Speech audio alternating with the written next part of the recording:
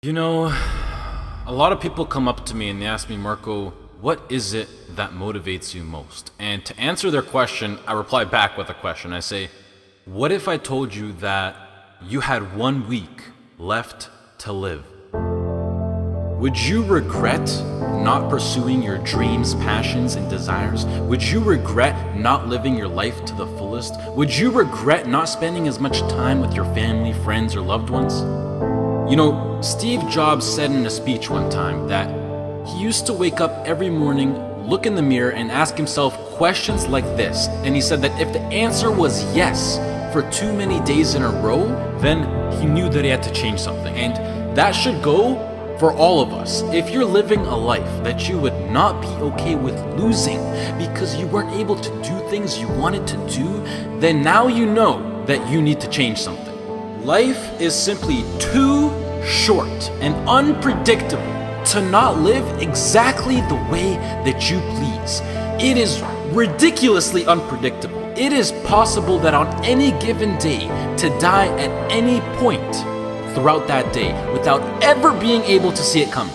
You know, when I was 13, I had this teacher who was an absolutely amazing person. I'd known him for several years then, and he had 2 kids, a loving wife. He was a man of God, contributed to the community. He gave us everything that he had, and he would bike to school every single day. I always remember him coming to school on his bike, and one morning on his way to school, it was early in the morning, he was crossing an intersection. A reckless driver comes out of nowhere, hits him, he dies on the spot, on the moment of impact.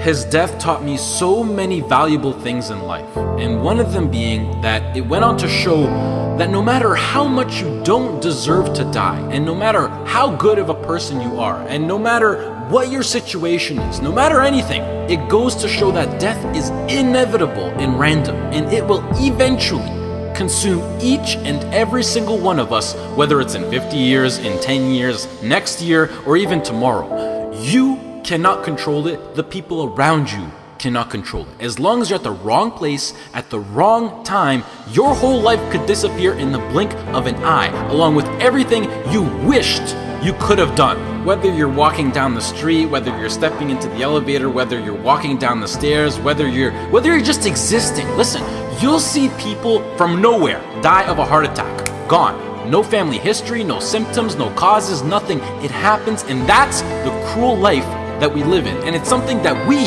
cannot control. So what I want to make clear is that regardless of the path that you take in your life, at one point death will consume you. It doesn't care whether you floss your teeth in the morning, whether you raise a family or not, whether you go on to be rich, poor, a success, a failure, whatever, you are still going to die at one point. It is that simple. And knowing that you're going to die soon should be the biggest motivation to both make the difficult decisions in life and to get your ass out of bed in the morning. So now the question becomes, what is it that you truly have to lose?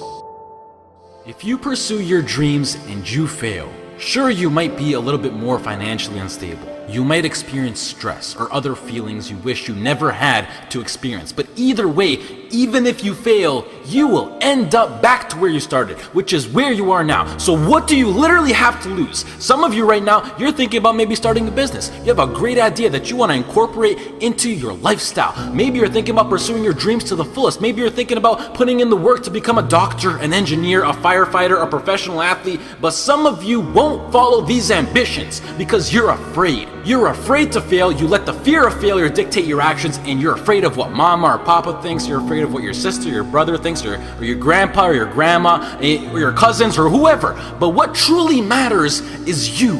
You are in possession of a gift. You have a talent, and whatever that talent is, you can make yourself and the people around you a stronger and better place with it. But sometimes the only way to do that is to take a risk. At one point, you have got to take a leap if you want to make that gift that you have become a reality. Otherwise, society will gladly accept you as a 9-to-5 slave working just to pay off your rent and to stay alive and to live for the weekend, which is the absolute worst way to live. If you don't jump, believe me, if you don't pursue your gift, you will live a life full of regret, and your gift, your dreams, everything that you ever had to offer to the world will die with you. From first-hand experience, I am pissed off at myself. I am pissed off and I regret so much in my life. I can't even fathom explaining it. Not about what I've done, but what I haven't done. All the opportunities that I turned down and all the chances that I never took just because I was afraid or because I was worried about what other people think. And I officially decided to sit down. I sat down for weeks. I didn't just think of what I'm saying right now. I didn't think of it overnight. This is months. This is months of thinking, and I just sat down and I just wrote. And after comparing the randomness of death versus the chance of you failing while relentlessly pursuing your dreams versus the chance of you living a terrible life because you failed at pursuing your dreams versus just calling it a day right now and living a traditional Western world lifestyle versus everything you can think of versus absolutely everything. And I can gladly say that right now, as of this moment right here, I would rather live each day as if it were my last and take every risk possible in these sacred moments that I have on earth now to make myself as successful and happy as possible than to be sitting in my deathbed when I'm 90 years old regretting not taking a chance and thinking about what my life could have been if I just jumped when I was 18 or when I was 15 or when I was 22, because tomorrow is not a promise. I would rather die trying to live my dreams than to live a longer life filled with regret. Life is too short and too unpredictable to live it. I've seen it firsthand. It is not worth it to live it safe, basic, and traditional. But do you know why most people choose to live that safe life over taking risks in their life? I mean, there's a pretty good argument not to. Why would you? Why would you take a risk that puts you through stress, puts your family through stress, makes you lose sleep, makes you lose time, makes you put in the extra work, makes you take ridiculous chances that are 1 to 1,000? You know, but before I even continue, the fact that I'm even sitting here and talking is astonishingly ridiculous on its own. The chance of you being born is 1 to 400 trillion. That number is so big you cannot even wrap your head around it. But okay, what I wanted to say was that the reason why people don't want to take these risks is because right now they feel like they got a lot to lose and that their current situation is relatively nice. And most importantly, right now, they are comfortable. They got used to living basic within society standards, being with their friends every now and then, being well rested. They got comfortable. And when you get comfortable, you don't want to move. And that comfort zone, I like to call it the danger zone, because this comfort zone will persuade you to stay in there for as long as possible. And it is, I know how it is. I know the comfort zone. It is so convincing. It is so hard to escape comfort. I know. And as it persuades you to stay in there, you will literally, unconsciously, see, I'm so serious when I say this, you will literally see your whole life go right by you.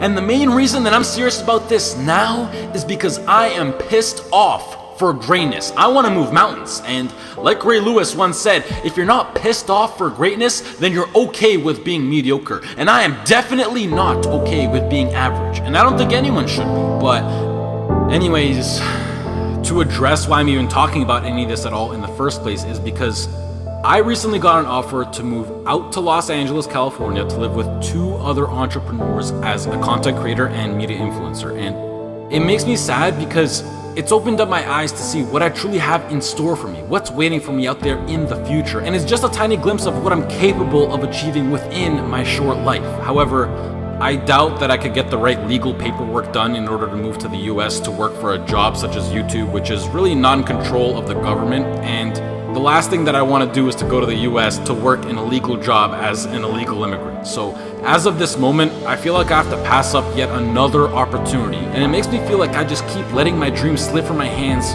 once more. And now that I've seen the reality of what is possible, this house in LA next to the beach on California with a huge city, great weather, and working a job that I would absolutely love and live for with people who share the exact same dream and vision, it has me thinking like, hell yeah, I would gladly die chasing this dream relentlessly than never chase it at all and play it safe and being trapped within my own mind of thinking about what my life could have been. I hope to do more videos like this where I speak because they're really like a therapy for me, and it helps me get my mind off things, and hopefully some people can be influenced by what I'm actually saying. I would also like to say that I think education is extremely important and plays a crucial role into bringing success into your life, and that knowledge is power. The best thing in life is to always have a backup plan and take into consideration what if something goes wrong. And it's something that every role model that I look up to tries to enforce, but I feel like education will always be here for me to come back to, whether I'm 20, 25, 40, or whatever. And I think that I have an amazing idea, vision, passion, and drive now in my peak, and that I'm able to capitalize on, which makes me feel like I'm throwing it away if I don't pursue it. And the biggest response that I've been getting recently is, Marko, what if it fails? Which, I mean, yeah, like, what if it fails? But that's the whole point of taking a chance with things like startup companies or entrepreneurship. It's ridiculously high risk. Like, what if I get hit by a car? What if I lose my wallet? Or better yet, what if this succeeds? You know, it's easy to be negative or to be closed-minded, but I think it's easier to be optimistic and to be open-minded. And please do yourself a favor, which is a separate topic on its own for another time, but try to surround yourself with people who impose and promote positivity and good vibes. You will notice the tremendous effect that it has on your lifestyle. Starting your own business or being self-employed, although preferable, doesn't exactly require any kind of diploma or degree. And I think that with a proper business plan and with the drive that people like you who are watching this video fuel me with, I feel like I can accomplish anything. If you're still listening, I love you, mad respect. That's true loyalty right there. If you're less, this has been Marko. I hope you all have a great rest of the day, and goodbye.